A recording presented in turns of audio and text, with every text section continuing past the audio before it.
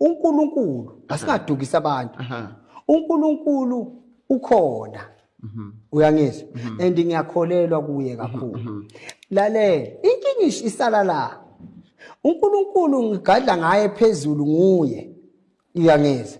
Bese la emhlabeni mina ngiyamshiya uNkulunkulu bese ngisebenzisa igama lika Sathane.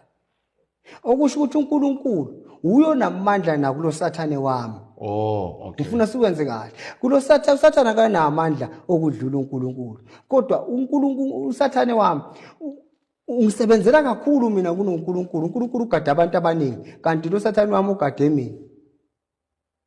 La ngihamba khona nje ukhona uSathane. Endleleni ezinhle uyangidlulisa khona. Ezimbi ngiyanqoba. But you still say uNkulunkulu mkhulu. Mkhulu uNkulunkulu kunezinto zonke nayo uSathane ukwazi abe khona amandla kaNkulunkulu.